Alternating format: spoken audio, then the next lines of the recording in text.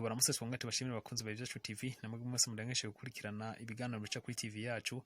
Ikaze turabira hamwe ibihugu 10 bikenye cyane kw'isi ndetse no ku mugabane wa Afrika. Biroshe cyane kumenya ibihugu bikenye cyane kw'isi gusumba uko umuntu wamumenya yiko akenye cyangwa atunze ku giti ciwe. Mu gutondeka intonde ikiga mpuzamakungu kirari vy'amafaranga FMI canke se IMF International Monetary Fund cifashisha ingingo zibiri. Izo ngingo nazo sizindi ni icitwa GDP Global Domestic Product mu Gifaransa bavyitwa Produit Intérieur Brut hamwe n'icitwa GNI canke Gross National Income canke bakavyitwa GNP Gross National Product mu Gifaransa bavyitwa Produit National Brut. Ibi navyo babishingira nka Produit National Brut canke se GDP bashingira ku mafaranga igihugu kiba carinjije imbere mu gihugu kuvyo cimbuye canke se amafaranga baba bagiye baronka bivanye n'amaserivisi imbere mu gihugu, nuko amafaranga kiba carinjije bagaca bayigaburira buri munyagihugu wese mu ngereranyo akaca haboneka amafaranga aba yarinjije ku gatwe kiwe. Ibi bivuze dufatiye nk'akarorero mu mwaka wa 2022 igihugu cy'u Burundi cyari gifise imiliyoni 12 n'ibice bitanu by'abantu mu gihe buri munyagihugu wese yinjiza amadolari amajana 260. Bivuze rero yuko buri munyagihugu wese atinjije aya mafaranga angana uko, hari benshi banjije menshi gusumbaya ariko hari n'abandi batigeze baronka naya. Muri uyu mwaka rero mu bihugu 200 bigize bikenye cyane ku isi, igihugu kimwe cyonyene muri ivyo 200 nico cyonyene atari cyo ku mugabane wa Afrika. Ico gihugu naco akaba ari Yemen, kikaba gisanzwe giherereye ku mugabane wa Aziya. GDP rero na GNI canke se GNI nayo nkuko twavuze ni Gross National Income canke se PNB. Aya nayo akaba agenda afatwa hashingiwe n'amafaranga igihugu kiba cararose avuye hanze. Reka twihute turabe uko ibihugu bikenye cyane ku isi, turahera ku kiri hejuru cyane kutumanuka hasi.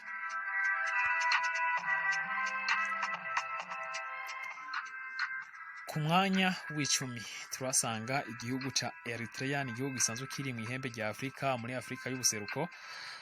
Ni igihugu gifise abanyagihugu bashika imiliyoni 6 n'ibice 7.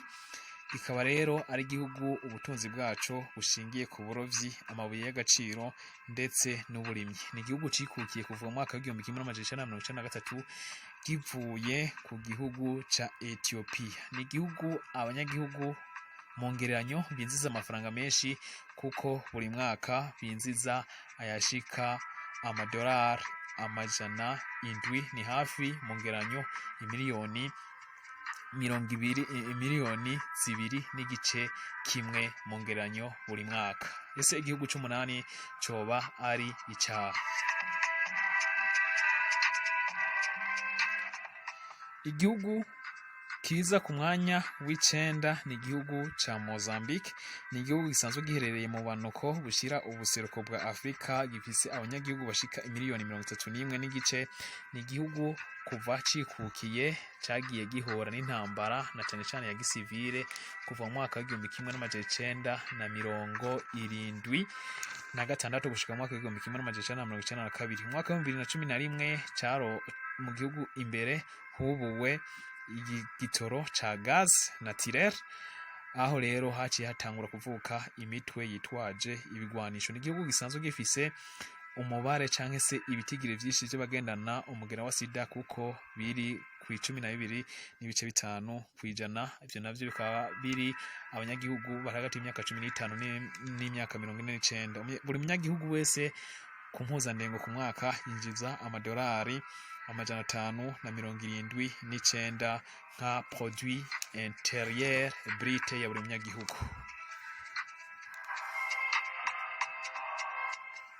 Ku mwanya w'umunani tuhasanga igihugu ca Niger. Ni igihugu gisanzwe kiri mu burengero bwa Afrika. Ni igihugu gifise abanyagihugu imiliyoni 24 n'ibice 5. Ubutunzi bwaco bushingiye cyane ku burimyi, ubworozi, zahabu ndetse na ubutare bwa uranium. Ni igice kigizwe cyane n'ibice vyumaganye vya Sahara ku kigero ca 80%. Ni igihugu rero ubutunzi bwaco twavuga yuko butasanzwe, aho buri munyagihugu wese yinjiza amadolari ashika ku majana 578 buri mwaka. Ku mwanya w'indwi turasanga igihugu ca Sudani y'Epfo, aho buri munyagihugu ku mwaka mu ngereranyo yinjiza amadolari amajana 569, kikaba kigizwe n'abanyagihugu bashika miliyoni 11.5. ni igihugu gisanzwe giherereye mu buseruko bwa Afrika. Uburimyi, ubworozi n'amabuye y'agaciro ni bimwe mu vyo igihugu kigenda kivomamwo ubutunzi. Ni igihugu kikiri gito cyane kuko cikukiye mu mwaka wa 2012, ariko inyuma yuko kino gihugu cikukiye intambara y'imbere mu gihugu canke se guerre civile yararose, bikaba rero vyatumye impunzi zishika imiliyoni 2 gushika n'ubu ziri hanze. Buri munyagihugu yinjiza amafaranga angana canke se GDP angana n'amajana 569.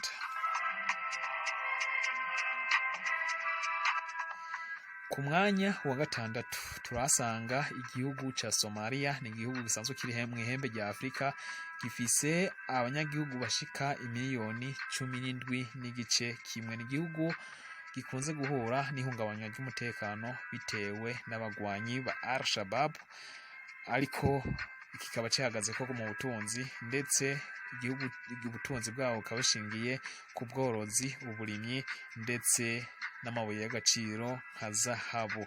Ni igihugu rero PNB canke se produit national brut ishika kuri miliyoni 12.6. Ku mwanya wa gatanu ho bare igihugu cyayo.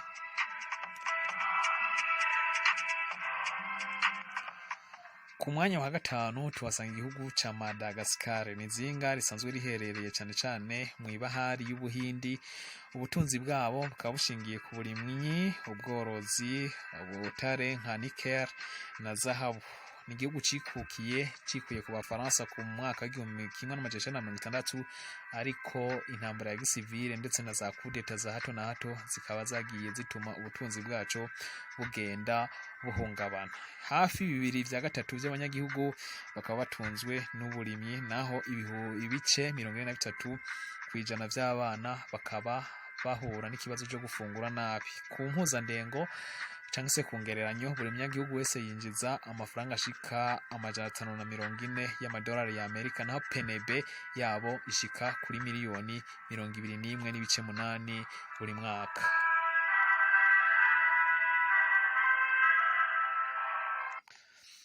Igihugu kiza ku mwanya wa kane ni igihugu ca Centre Afrique. Ni igihugu gisanzwe giherereye ku mugabane wa Afrika neza na neza yo hagati. Ni igihugu PNB yabo canke se produit national brut ingana na miliyoni na miliyari 3.4. Ikaba bisa abanyagihugu bashika miliyoni 5.46. Ni igihugu rero intambara y'urutavanako nayo ituma kino gihugu kitagira umutekano, ndetse Centre Afrique buri munyagihugu wese mu ngeranyo yinjiza amadolari ashika amajana 515. Igihugu dusanga ku mwanya wa gatatu ni igihugu ca Malawi, kikaba gisanzwe giherereye mu manuko bushira ubuseruko bwa Afrika. Abanyagihugu imiliyoni 20. Ubutunzi bwabo bukaba bushingiye cyane ku burimyi, bihingurwa n'amahinguriro ndetse n'ubutare. Ibice 70.3% by'abanyagihugu bakaba bayeho gufungura nabi, ndetse uburimyi bukaba bufise urugero runini rwa 71.9%.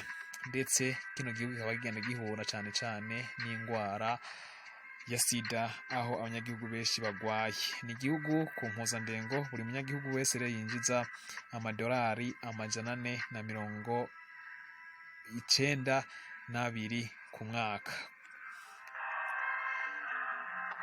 Igihugu dusanga ku mwanya wa kabiri ni igihugu ca Sierra Leone. Ni igihugu gisanzwe giherereye mu burengero bwa Afrika. Ni igihugu gifise abanyagihugu bashika imiliyoni 8.7, aho umunyagihugu wese yinjiza GDP ingana n'amajana 472 y'amadolari. Ibi bigatuma rero kino gihugu kigenda kiba kimwe mu bihugu bikomeye ubutunzi bwabo ndetse cinjiza n'amafaranga make.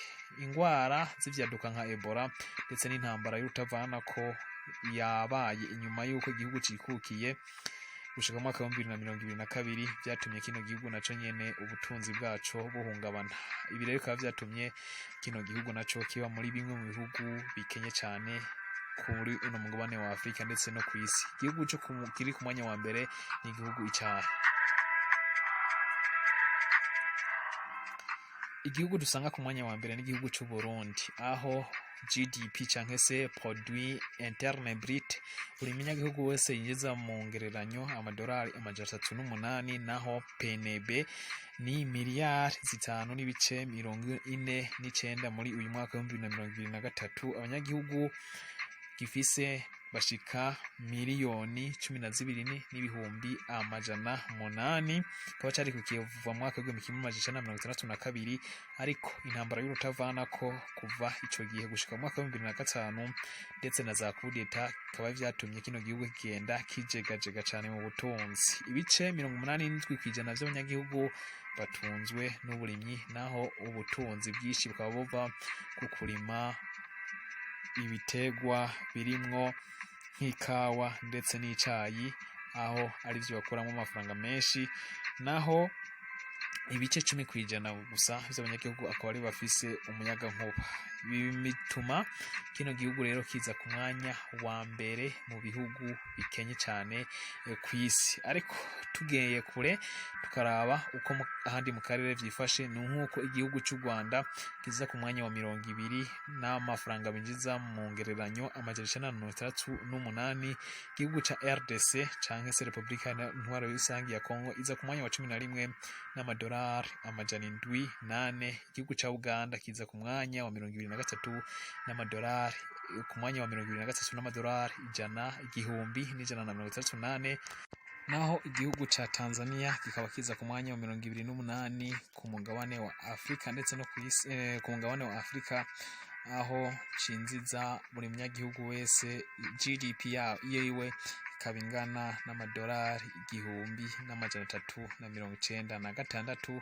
Naho igihugu ca Kenya kikaba kiza ku mugabane w'isi mu bihugu bikenye ku mwanya wa 41, aho buri munyagihugu wese bumpuzanengo yinjiza amafaranga 2,259. Akaba ico gihugu cifatafashe kuri uno mugabane ndetse no mu karere.